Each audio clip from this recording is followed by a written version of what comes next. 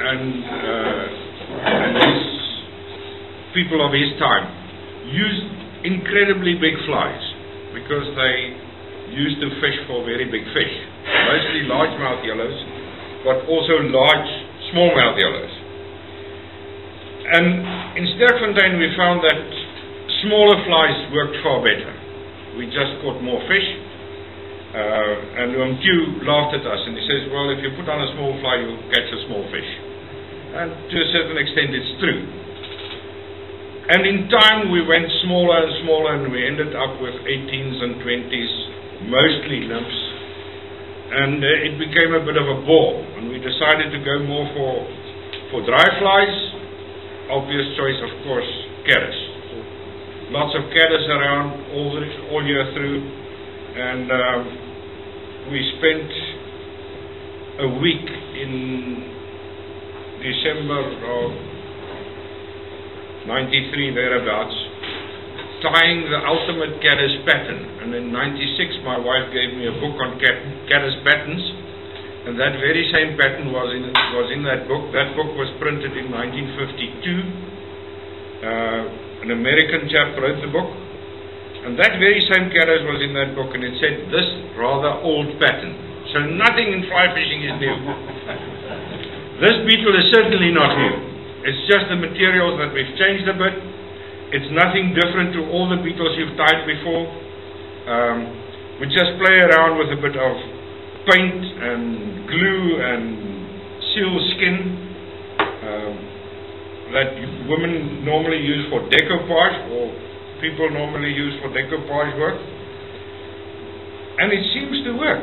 And you can imitate the beetles to such an extent that you'll have some good fishing.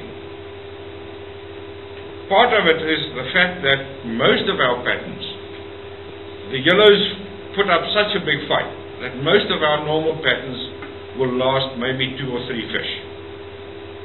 On that note, we prefer to debarb, not always for the sake of the fish, but to save a heck of a lot of flies if you debarb, because it's just so much easier to get the fly out of the mouth of a yellow. Trout is a different story, but yellows have this rubbery mouth, and if you don't debarb, you're going to lose fly after fly after fly, especially with something like a beetle where you need to take it out with force.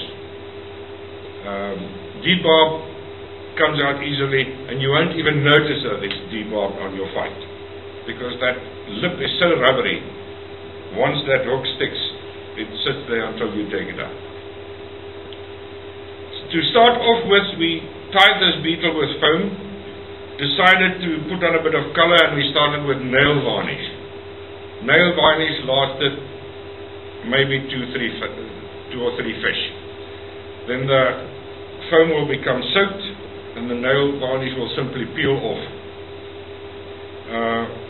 My daughter is a bit of a painter and do it all, and she had some of this heritage paint amongst all her things, and I tried that. Lasted 1 fish. Decided to seal it with something, and eventually at old Baren's place we came up with a sealskin. Baren has a bric-a-brac shop in Harry Smith, and Baren stocks everything. I believe it's quite difficult to get hold of in Durban. You need to phone the factory or something. Somebody just told me, yeah. If you have a battle, phone Baren. Baren does it. Okay, to start off with, just to give the foam a bit of a nice rounding, you need to cut the foam with a bit of a bevel. And it's very simple to do. Let me just, will this show up nicely? The black, or shall I use another color? Work on the black. The black, fine. On a normal A4, if you cut it in half, you will get around 60 strips of foam. Each strip of foam on a size 10 will give you 5 to 6 beetles.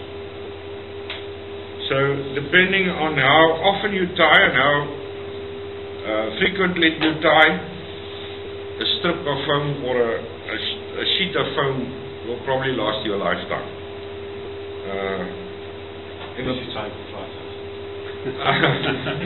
I've been tying quite at quite a rate over the past 2-3 years, and I've done just over 5,000 beetles, and it's amazing how little foam I've used. So it's the one thing that really goes a long way. The scary thing is we saw you last year. Yeah, and just for the upcoming yellowfish story, I think there's already 1,200 available. So it's popular. Tie it. People like it. The width of the strip will differ. Will be a matter of what size hook you're going to use. On a size 10, I go for about a 6 millimeter strip. 6 millimeter width of strip. It's a 2 millimeter foam sheet, and simply cut it with a bit of a bevel. Like that, I use one of the tools of my trade, simply because if I take out my Swiss army knife, people tend to think that I come from the bush, you know. But it works as well. It works as well, depending on how sharp you can get it. The idea is just to get as smooth a cut as possible, because if you paint it, you really want it smooth to seal well with the seal skin. Okay, there we have our strip. And all we're going to do is to paint it with Heritage's bronze paint, and as little as possible. If you do have the luxury of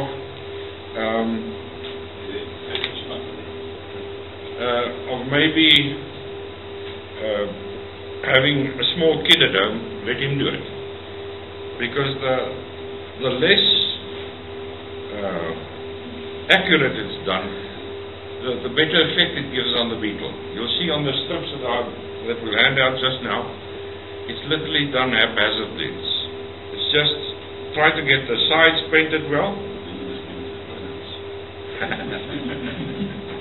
Try to paint the sides fairly well, but for the rest, make it as stripy as possible. And that's enough. Just one small layer of paint like that. Let it dry. It dries very quickly. Then paint it on the other side. Once it's painted and dry, because I tie so many flies, I will maybe do 30 or so at a go, paint them all, paint them on the other side tonight, and then start sealing them. And the sealing process is very simple, except that it gives you a bit of glue on your hands. The seal skin, preferably not to be done on your wife's damask tablecloth. Before a demonstration like this, it helps to just dip a couple of these things. Okay, I do it very simply by just dipping it. This one is not painted. Depending on the color of the foam you get, that purple I got from my sister. She doesn't know where it comes from, but it was about the size of a tablecloth, and it's got a funny seal on its outside. So I use it for the purple beetles.